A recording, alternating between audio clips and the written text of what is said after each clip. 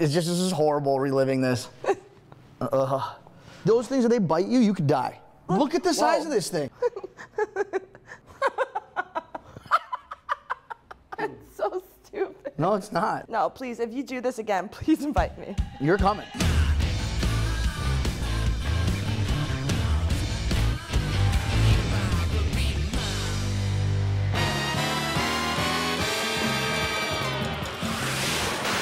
Well, well, well. If it's not my arch nemesis. What are you doing in these parts, Marie Roda? Well, you invited me to come on First Look. I did. It's a travel show, right? Yeah. Where are we traveling to, Johnny? Because... Well, I'm sorry I couldn't bring you on any of my trips, but instead you get to do the next best thing and watch me watch myself on my trips.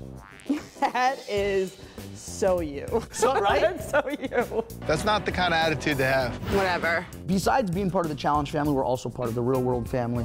The realest of them all, Real World St. Thomas. Yes. When I was originally approached with this idea from the powers that be, they were like, listen, we want you to bring the smartest, funniest, most awesome television personality you can find.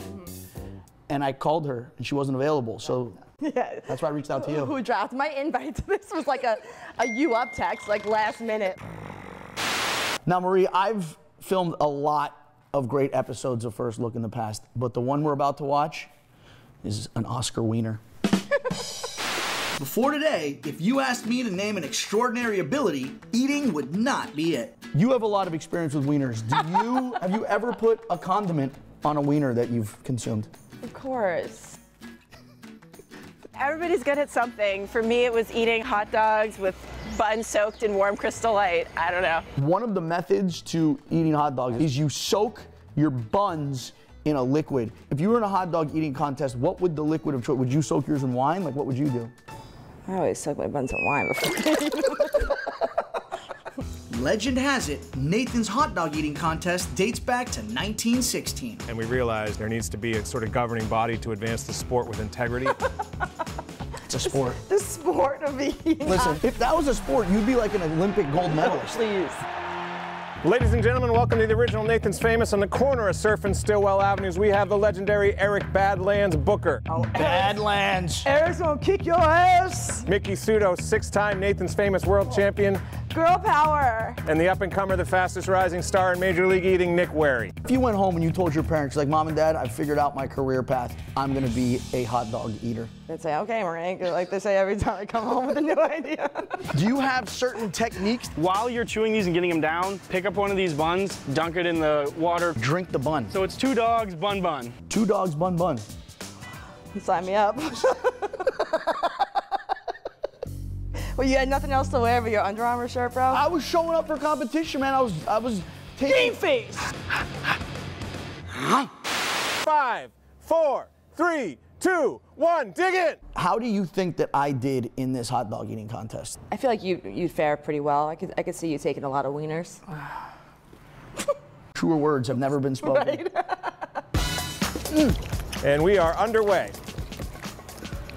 Eating hot dogs fast is way more difficult than it is so hard. God damn it! It was the soggy buns. 30 seconds, he's got 4 Nathan's hot dogs and buns down. Do I have to go? Hot dog bun, or can I do a bunch of hot dogs and a bunch of buns? It's just, this is horrible reliving this. Go to your happy place. Booker moving on to his second. Go to your happy place.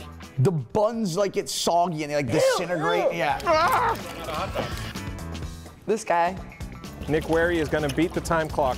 Your champion today, here at Nathan's Famous, Nicholas Wary. I want a rematch. I survived. The one takeaway I have from today is I didn't die. 10 hot dogs in 2 minutes, Nick Wary. I'm afraid Johnny lost, and you did a full 3 in 2 minutes. Yep. 3? Listen, I haven't taken down 3 wieners in 3.5 minutes since college, Richard. It's actually a true story. I bet it is. Taking down 3 wieners in 3 minutes, while that might seem like child's play to you, for me, I could have choked, I could have had a heart attack. Yeah, well, almost doesn't count, John, so. How about a little love for our newcomer? Thank you. First Look, they don't play. Clearly. And not only did I have to eat hot dogs, but then I had to play with venomous spiders on a future episode as well, which we're about to check out. Something's gonna get you, John.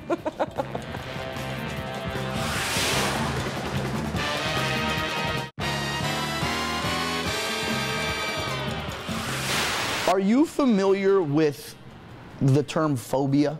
Yes. It's basically like an irrational fear of something you shouldn't be scared of. Like Marie, like your phobia would be this bottle of wine Breaking? or being empty. Yeah. Is that something that scares you? Yeah, it does scare me because I can't imagine sitting here without it. So you have winophobia. Winophobia. Well, listen, I have a phobia, and it's called arachnophobia. Do you really? Yeah.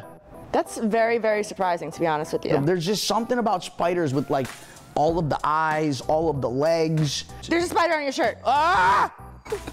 I would not consider you irrational. I would consider you a very rational person. But do you have any phobias or irrational fears? Commitment.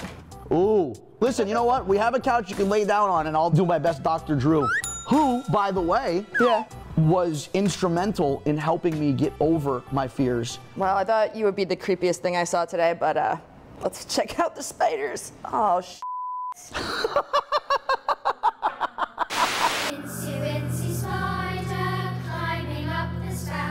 Come on. Come on. That's just... So let's move on to spiders, which a very common fear. Dr. Drew. Yeah. Did you get to the spider pavilion to get some exposure like I asked you? Oh yeah, I did a lot more than that, my friend. We are standing here at the Natural History Museum of Los Time Angeles. out. Does it always look like that in there in the museum? Yeah. I hate when I go into a museum and it's bright as hell. No, it's always dark like I that. feel like it should. All museums should be dark. Yeah, I agree. And what is your role here? I am the manager of live invertebrates. Spiders would fit that profile, correct? Absolutely. So these various fears you're mentioning, have you ever felt they were irrational? I'll let you answer that. Yes, they're irrational. Hey, was that cockroach? Yep. What the hell is that? That is Coco, the Goliath bird eater tarantula. Eats birds. That just sounds terrifying. Right? Well, it is gigantic. Are you scared? What was your foot shaking? It's not scary. It's just the tarantulas and the black widows and all these spiders. It doesn't even make like your skin tingle. A lot of things make my skin tingle. And I told you to get some exposure, right? We have exposure therapy, tolerable exposure. I think I was fully immersed. Look at that, dude. It's eating it alive. Yeah, it was pretty disgusting. So that's a black widow. So Why you know, are they called black widows? So black widows, what they do, their mating ritual, they mate and then they bite the head off of the male that they just mated with. Is that similar to your mating ritual? Relatable. Okay, these can't jump, right? Oh, dude. Wow. Save it. Oh, hell no. We got a runner. Those things, if they bite you, you could die, I think. Look at the size of that thing. This one is the giant wood nymph spider from Malaysia. Yeah. Go to your home. So you actually started taking care of the spiders. I did. Spider saver. Yep. Drew really helped me have a breakthrough. So we haven't held a tarantula yet, but I want you to try it. Oh God, dude. This was the worst. All right, and then just keep your hand down here. There you go, perfect. When spiders bite you, they inject fiberglass. What? Yeah. Are you lying to me? No, they inject fiberglass Where the in hell your are they body. getting fiberglass from? From the insulation in the walls, I think. Dude, my therapist would be so proud of me right now. There is a little bit of a theme emerging, which is that service helps with your anxiety, doesn't it? It does. I feel much more at ease now. Right. Look at those things. And I know that they're not out to get me. Wow. That's Bean, the tarantula. Well, I gotta say, it's been an absolute pleasure. Ba-dum-bum. That's unbelievable. Yay! That was funny. Woo! I'm glad that's over. I'm like sweating. So spiders don't bite. Spiders don't bite, no. We're now headed to South Florida Okay. to catch iguanas. Well, I can't imagine it being too difficult. What? All right, he's all yours, Johnny. Iguanas can get to be like the size of this table. And if they bite you, they could take a finger or something off. All right, well, let's check it out.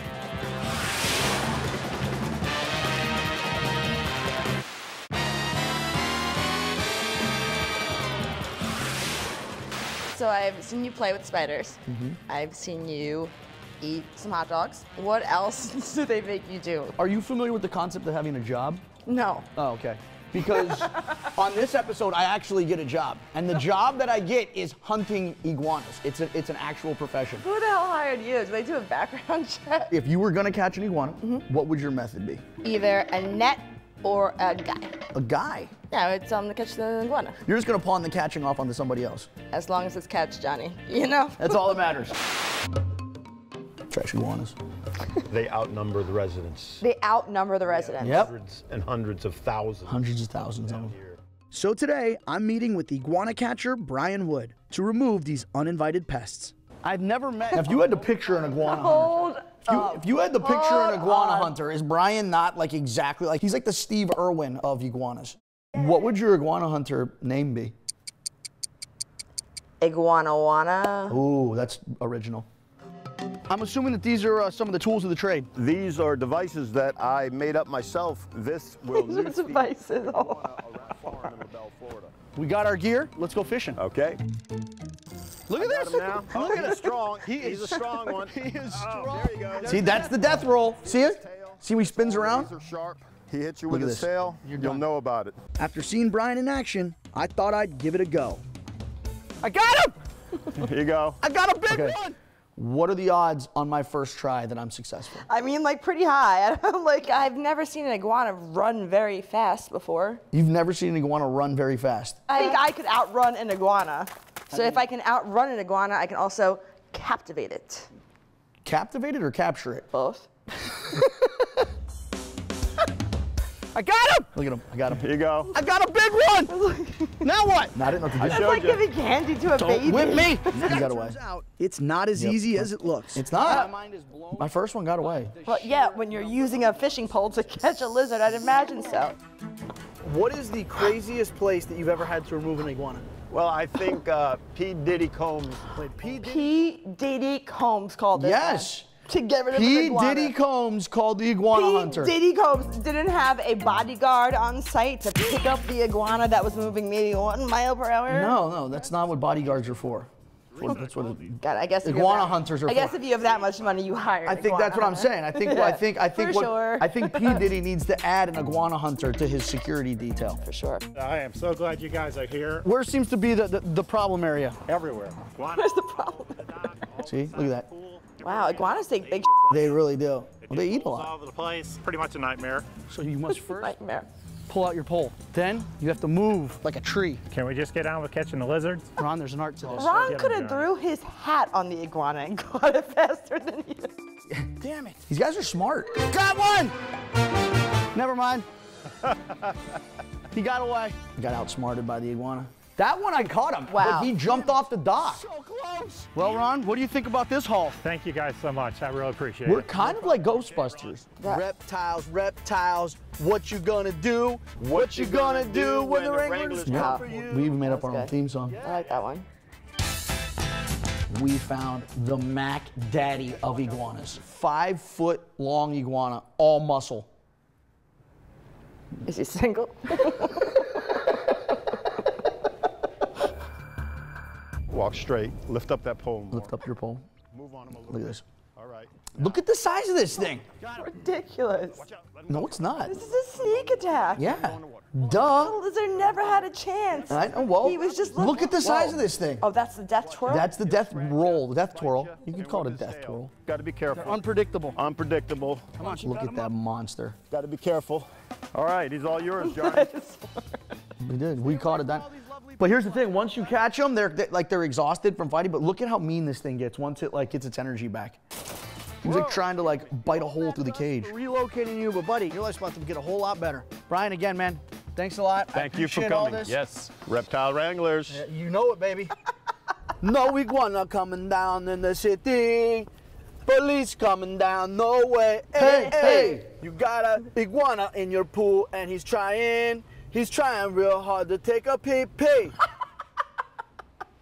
It's true. So stupid. No, it's not. That's our theme. That's our jingle. No, please, if you do this again, please invite me. You're coming. No, next time we go to Iguana. wrangle some iguanas, Marie, you are 100% on board. So lizard queen.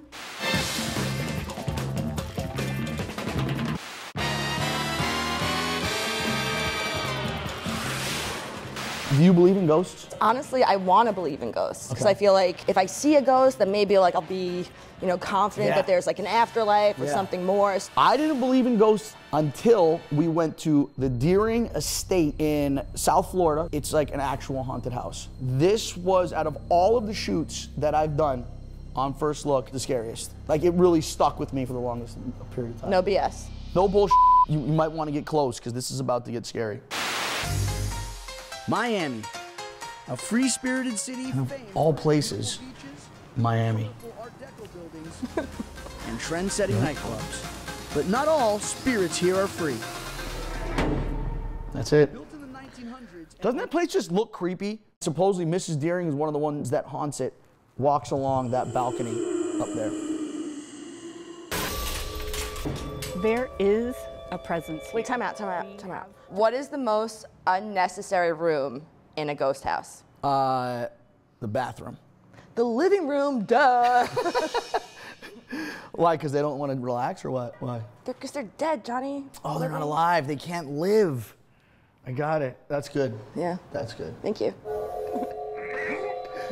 I know that in the physical universe, I have a way of rubbing human beings the wrong way. Ain't that the truth? No idea what effect my abrasive personality is going to have on spirits from the other dimension. We've had a lot of physical. Okay, first off, is this a time warp? Where is this woman from? She lives there? No, she's the caretaker. Is she a ghost? We met her when we first got to the Deering Estate, and she gave us the rules or whatever, and then we never saw her again. We still don't know if this lady was even real.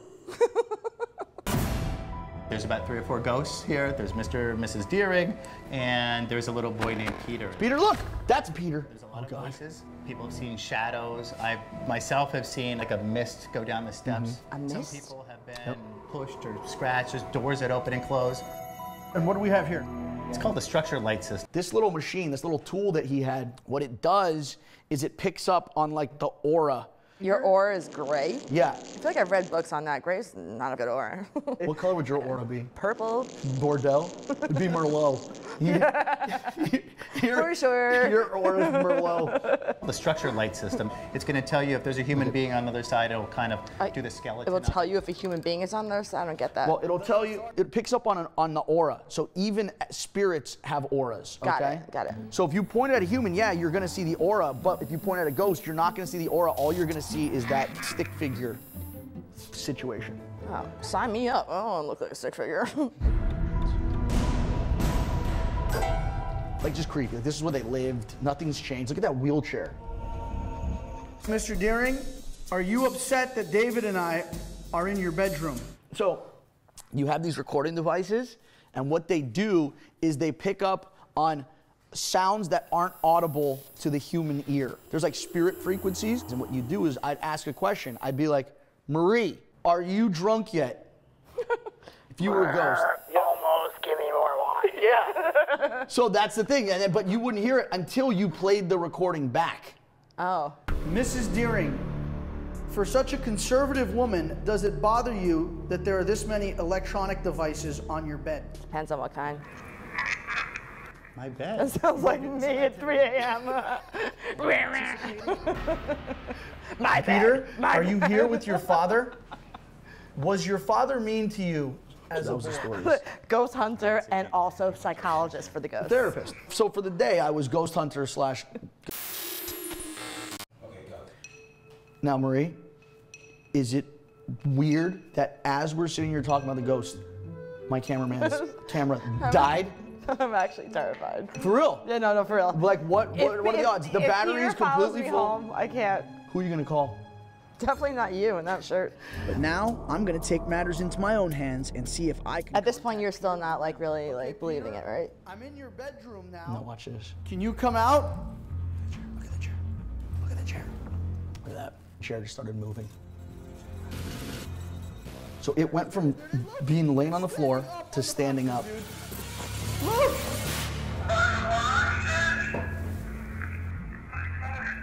It said, I've fallen. Do you actually have goosebumps? Yes. Peter, is that you by the boxes? Yeah. Yep. I've fallen.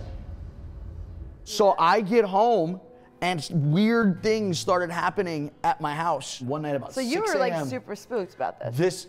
I felt 2 hands grab my shoulders, and I bit the hand, and it let go, and it never came back. What? Yep. So you like, you're a believer Yes. now? Listen, I wasn't afraid of ghosts until this experience. Now that you see what I do for a living outside of the challenge, does this add a little more context and kind of provide an explanation for maybe why I am the way that I am? No, I am still very confused because I don't understand how like this could be your living. Like, this is so fun, this is so cool. Well, if I ever need a co-host to hunt ghosts, catch iguanas, eat hot dogs, or play with spiders, you'll be the second one on my list to call. Whatever. Hey guys, thanks for watching the video. For more, subscribe to First Look and come with me on all my adventures around the world. Who am I kidding? I'm probably sitting at home watching Netflix or playing Xbox. Either way, what are you waiting for? Just hit subscribe already.